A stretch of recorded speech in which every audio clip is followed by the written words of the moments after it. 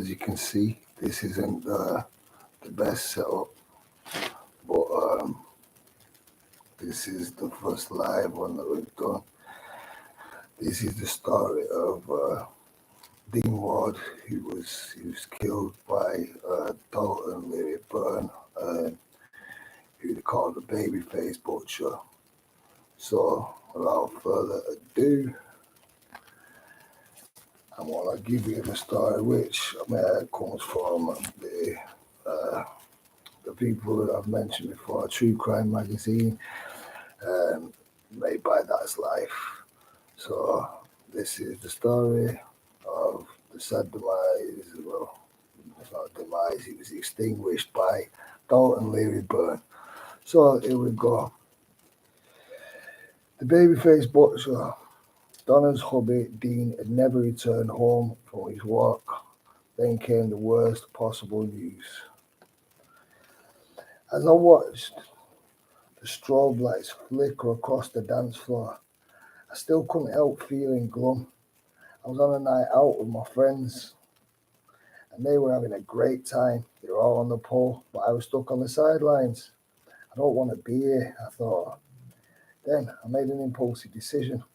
I left the club. Before I knew it, I was on my friend Dean's doorstep. I'd known Dean for more than 20 years, and he's always held a torch for me, but I saw him as a big brother figure, so I'd never really taken his attempts at flirting with me so serious. As Dean opened the front door, I watched his face light up. Then for some reason, I just felt drawn to him. I leant in. The next minute, I kissed him. Wow, Dean grinned. From that moment on, we were inseparable. We tried a relationship. We tried to keep it a secret at first, but Dean, he just couldn't keep his hands off me in public. So it wasn't long before all our friends and family, they knew about it. They were all overjoyed. I knew it was only a matter of time, Mum said. 5 years later, we were married. Like any married couple, we bickered from time to time, but I could never hold a grudge against Dean. We were best friends. Whenever I was feeling down, he always said the same thing to me. You're my girl, Donna. You're my girl. That's how he soothed. Then he'd crack a joke. He'd make me laugh so hard tears would run down my face. He worked odd hours. He had a strange sleep schedule because of that. He was an early riser. He'd meet his friends in a park at sunrise, have a bit of association time, whatever, I don't know. Anyway, one morning he did just that. I'm off, Donna. That's what he told me while I was still half asleep. Love you, I murmured in response. I felt him bend over to kiss me on the head before I drifted off back to sleep. Eventually, around 8 a.m., my alarm went off and I got up to get my 2 kids ready for school. I was giving the kitchen a quick clean before the school run when I heard a knock at the door. I looked through the window and I saw that it was a police officer. My heart skipped a beat. Had something happened to Dean, and he suffered from a fit. He had epilepsy, so I assumed that that's what it had been. That maybe he'd been took to hospital, maybe it could have been a bad fit. So anyway, I opened the door. I could tell by the look on the police officer's face that it was bad news. Is there somewhere we can speak privately? He asked. I shut the door so the children wouldn't come in. Is it my husband? I said. He looked at me puzzled. Has he had a fit? I asked. What's happened? Just tell me. Copper's face, it just fell. He shook his head. I'm afraid it is your husband, love. But it's a little bit more than a fit. That's pretty much how he put it. He's been stabbed. Oh, geez. So I'm thinking, what the hell? So I says to him, like, is he alive? Yeah, he's alive, but his condition is classed as critical. Right? So anyway, what happened was I went down to the hospital and I seen my poor man there, Dean. He was in a very, very bad state. Doctors were saying they couldn't really find a way to stop the bleeding. So it was a while, and he was in a coma, and they said there's nothing we can do. There's nothing we can do. We can't stop him from bleeding inside. And we'd advise that you get any friends and family around, to come and say the last goodbyes, whatever, because there's not much more time. You know what I mean? We advise you to turn the machine off. So the decision was made between me, his mum, and anybody else who was classed like relevant at the time. So anyway, we wanted to figure out what had happened. And what had happened was he'd been out in the park, as I explained.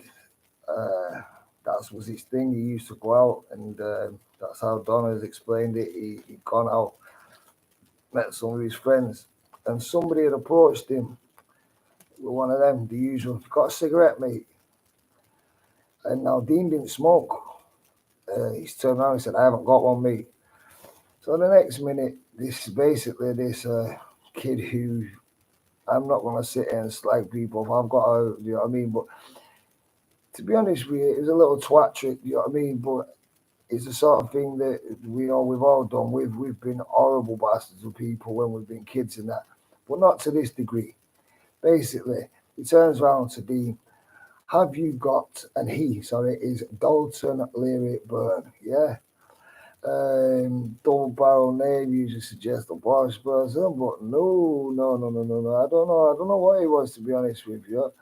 So like I say, the kid it's West Midlands, you know what I mean? So he's Birmingham, you know what I mean, Brummies and all that. So there's a lot of gangbangs down there, but it don't appear that this kid was a gangbanger or nothing like that.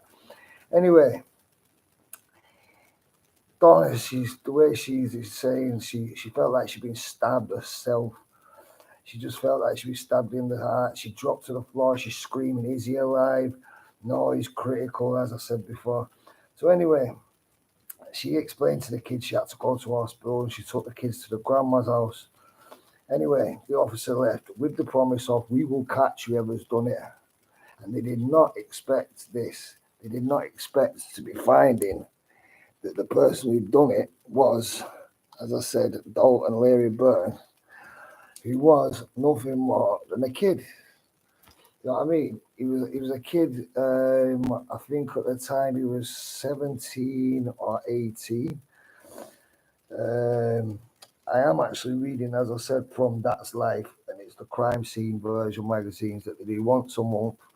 They're brilliant, but if you can't be asked buying them, or do you know what I mean, or you just rather somebody read them to you, then that's what I do daily. But this is one that I just thought I'd bring out today because I didn't release one. Anyway, let's do this. Right, so what's happened is Craig Cole, they've said that basically they should get rid of, they should get rid of the machines, turn them off, because it's just not gonna, it's just not gonna stop. They couldn't stop the bleeding, and artery had been nicked very bad. And they thought at first maybe it might be a leg amputation, and maybe Dean might have lived after that. You know what I mean? But nah, that wasn't the case.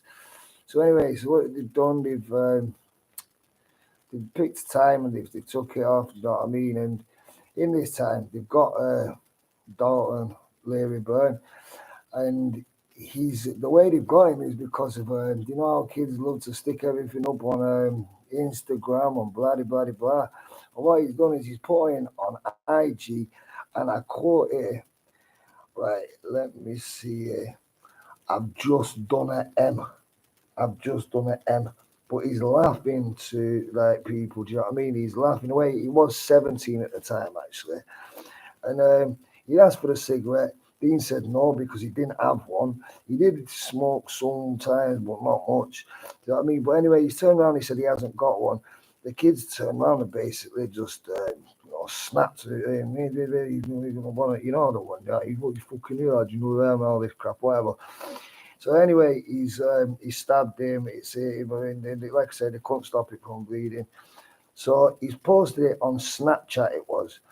And he said, "Yo, I've just done an M. But he's laughing his head off. He's drenched in blood. He's telling all his mates. But, you know what I mean? It was put up, and then they pretty much put two and two together and found out that that's what had happened, and that's how he was nicked. So Dalton, Dalton Byrne, he was 18 then, when he went to court, and he was convicted of, we don't have first degree, second degree, we have manslaughter and stuff like that over here. But it wasn't what you call a premeditated. I don't think the kid meant to actually kill him, but it happened, and therefore, do you know what I mean? It's just it was disgusting what he did. So anyway, over a cigarette, this poor man is dead, and his wife and the kids and everybody and the guy's mum, the dean's mum, and that they've got to live without this. And Dalton, his family have got to sit there and think, right, well, Dalton's in jail, because he done a terrible thing. Did he really mean to do it? We don't. When you thrust a knife in someone, you know that you're going to cause some sort of damage, yeah. And at the end of the day, yeah, does he deserve to be in jail? Yes, he deserves to be in jail. A life was lost. And over a frigging cigarette, you know what I mean? It's so bad, you know what I mean? And I'm not even gonna lie. I think I've cracked people, I've given people up a punch and shit like that, and it's known, one of them. Have you got a cig? It's one of them things that you do to cause, to cause a kick off. We used to do it when we were kids, and it's not right. I'm 40 now, you know what I mean? At the end of the day, it only seems like 2 minutes ago since I would have been doing this sort of shit, but never would I have stabbed somebody up over it. But, you know what I mean? You never say never, do you know what I mean? Things do happen. And like I put in the description, I really do hope that Dalton is sat there using his time in prison, not to gloat on going like he's some gangster, just get himself massive, come out of jail and just do the same shit again. I hope that Dalton sat there thinking, really, what did I do? Why did I do this? And that's more than likely the case, and I hope it is. These videos are just starting, so obviously you can bet you can't see anything about me. I'm shining a bloody bright light in my face, you know what I mean, to try and give you some sort of illusion. But it's crap. But at the end of the day, I just hope that you're going to bear with me and you get into these stories, and you know what I mean. But anyway, the whole thing is that let's turn the life support machine off on Dean, and he passed, obviously, because there was no more life support. So Donna, who at this time now is 43, she's got no husband. Dean's got no life.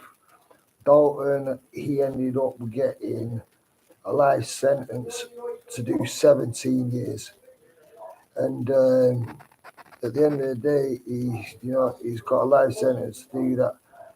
So basically, there's not much else to say. She's really struggling, Donna. She don't like even getting out of bed anymore. She doesn't feel that justice is done. She believes that a life sentence, a full life tariff, would have been what was necessary. And I do get that, but let's just think maybe this kid, you know what I mean? At the end of the day, yeah, it's like, but we could all turn around and say the people who done like James Bolger and stuff like that, yeah. Now, yeah, they definitely should have been hung from the neck and they throw away the keyboard, whatever, blah, blah, blah. But you've got to remember everything, there's every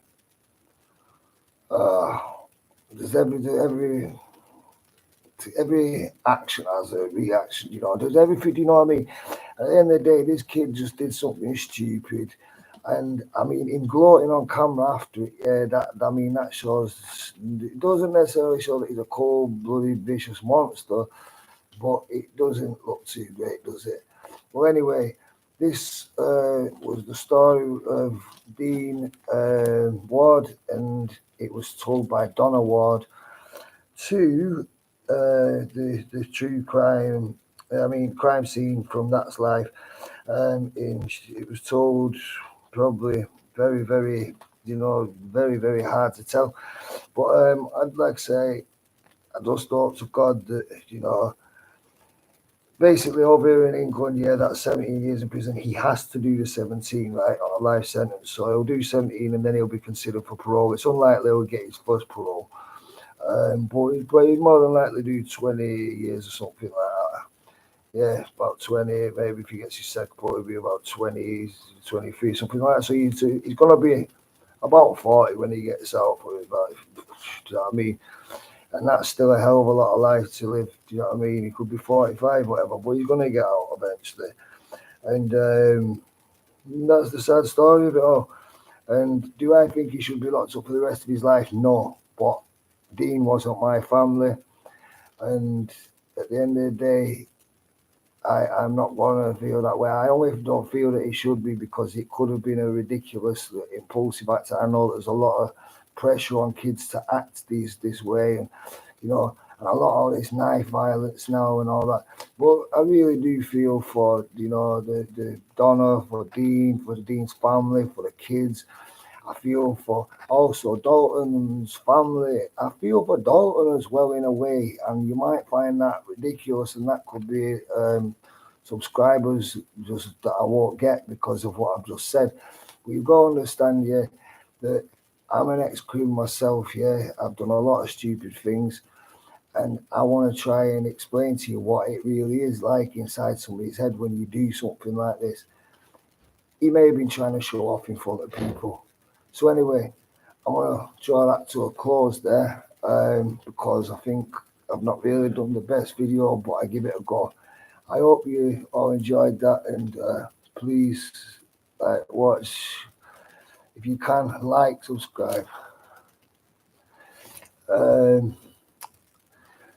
If you've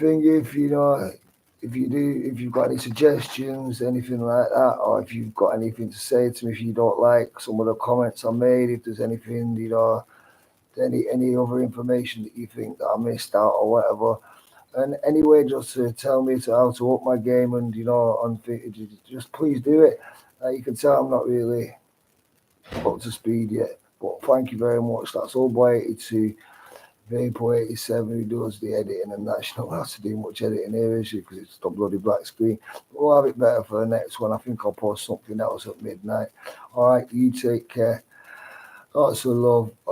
Rest in peace, Dean. Lots of love to Donna and Dalton. Use your time in there wisely, lad. And to his family. I know it's sad you've lost your lad there for a while, but what else can I say? Right, you take care, everybody. Love yous. Oh boy, bye bye.